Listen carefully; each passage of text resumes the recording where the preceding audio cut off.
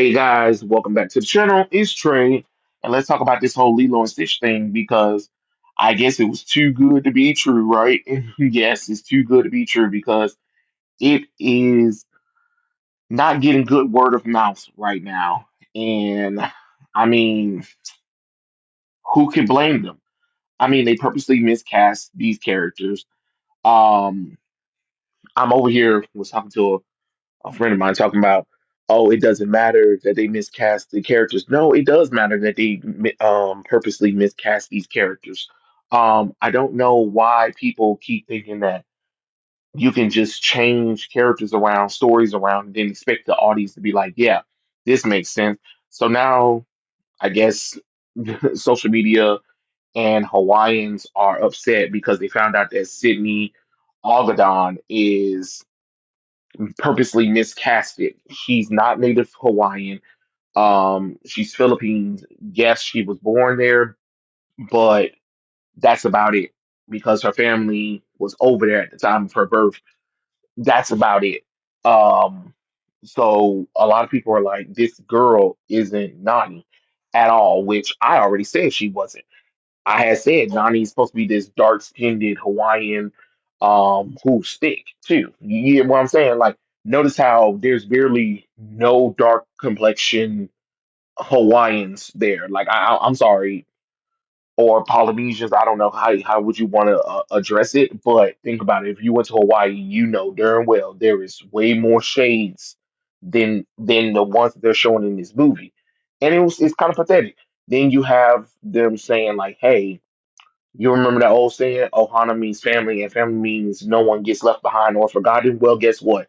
Nani as leaves behind her little sister to the state, which you already know how people feel about foster care and separating siblings or whatever, and how horrible that is to see.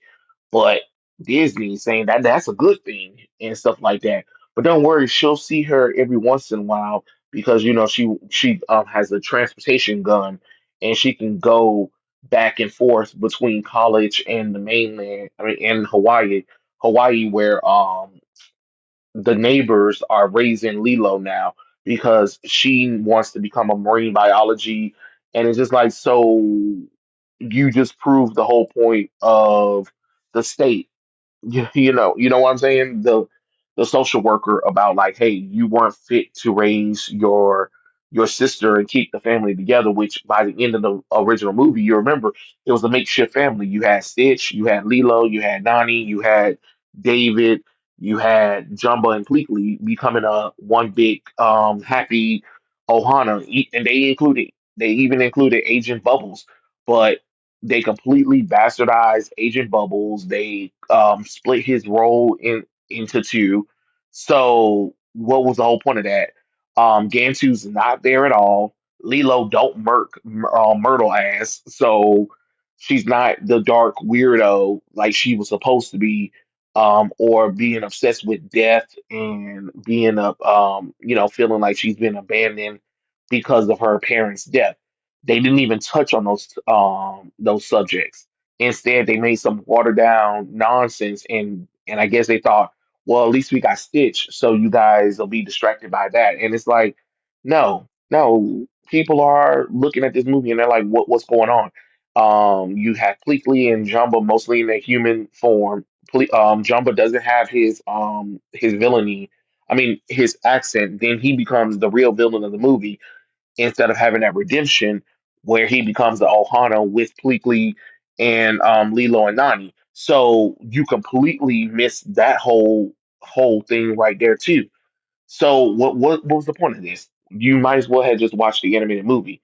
And it kind of sucks because people are saying like, why would you teach this lesson to children that, hey, if your parents died and you have a sibling that can't raise you anymore, it's best that they give you up for the state because reasons.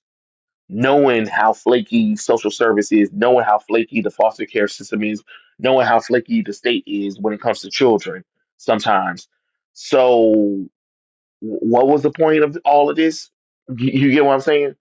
What was the point of Stitch going through the whole arc of being the ugly duckling? I mean, hell, we already knew when they made sure the water, they even downgraded the surf scene that they had, a connection for Stitch, Nani, David, and Lilo to kind of form this little thing, and then Jumbo and Pleakley, seeing how Stitch is being changed over time.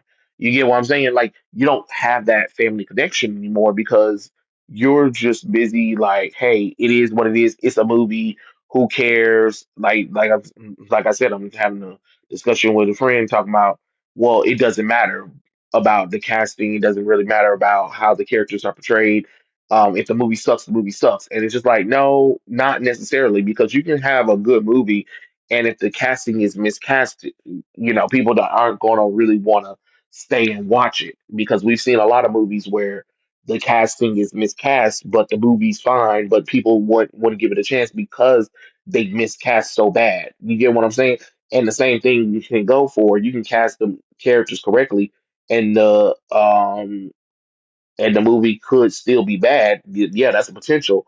But I'd rather you do that than to miscast characters on purpose, change characters out of nowhere, and then be a terrible movie on top of that. It makes it even harder to sit through. At least if you had cast it correctly, did the movie as best you can, and made some changes that still was like, what the hell? At least that's tolerable. Because then now they're going to wonder, like, okay, why people aren't showing up to these movies anymore? Well, because you look what you did. You did a remake for a movie that nobody asked you to do, and then you bastardized it. You had an actress that people were already talking about. Hey, we don't like her. She's not cast correctly. Then you call them racist, homophobe, sexist for pointing it out. But then now that the movie's out, now people are actually like, a lot of people are actually saying, like, here, she lied about being Native Hawaiian. She lied about her ancestry, and now you have this makeshift movie where you have an actress who's not Hawaiian pretending to be Hawaiian while real Hawaiian actresses got left aside for this one because she was lighter than her. It's the same thing as like with that whole Aaron thing with John Stewart, and people were talking about it doesn't matter. Well, actually it does. There's a difference between light-skinned black men and dark-skinned black men. It's the same thing as like light-skinned Polynesians to dark skinned Polynesians. And it's always proven that Hollywood always prefer lighter skin over darker skin. And then people keep trying to make excuses for it or trying to say it's not that big a deal. But it is a big deal because if you're constantly casting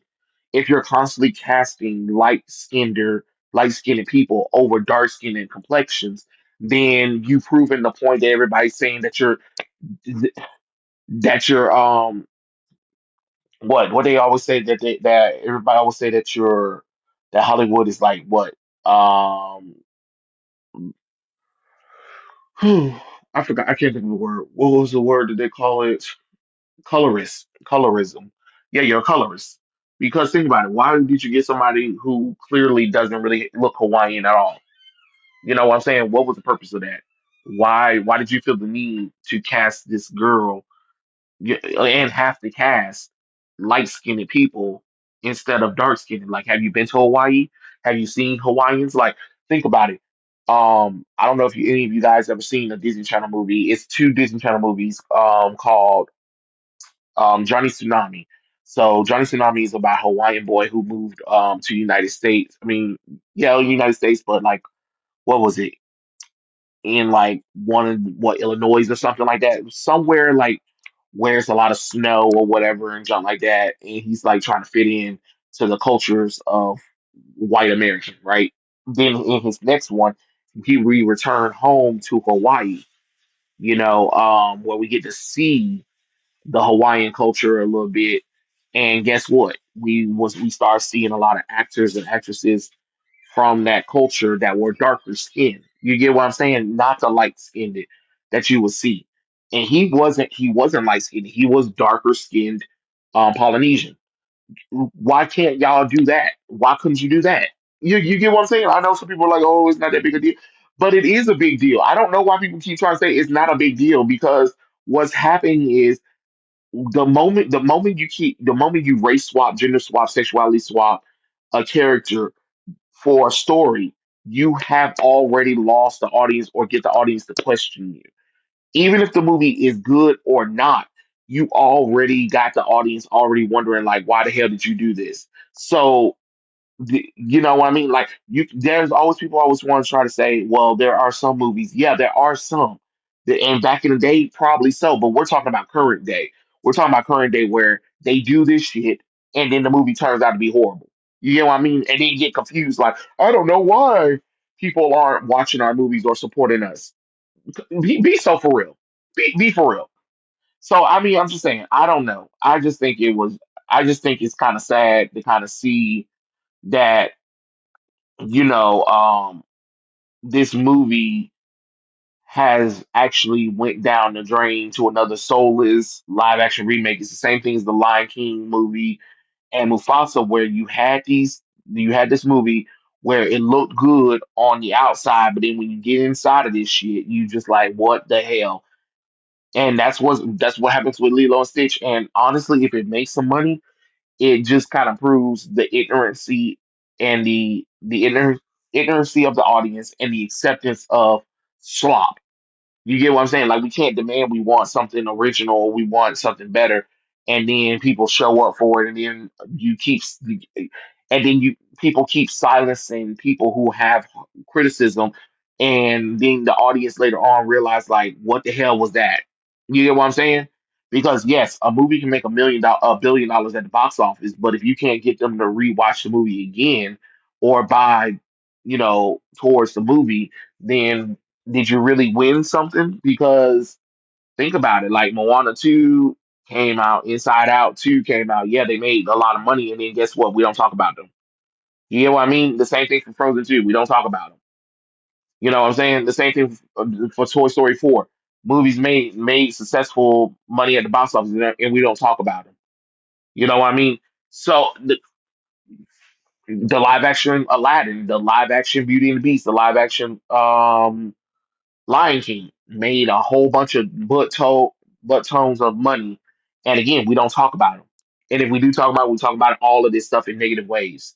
It's not positive, and that's the thing because we let the first movie or what we liked about the prior stuff that came before, and we go in there thinking that we're going to get something, and then we realize like, oh my god! And then again, when people are talking about it, they're being silenced, or then there's some people that are just so in the accepted mode that it doesn't help anything.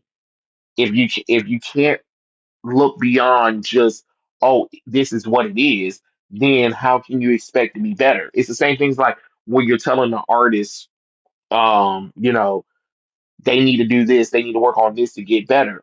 Oh, okay. You get what I'm saying? Like, but if they're making a whole bunch of buku money from what they're doing, why would they get better? You get what I'm saying? You know, in that kind of sense. But it is what it is. Tell what you guys think in the comment section below, and I'll catch you guys later. Peace out.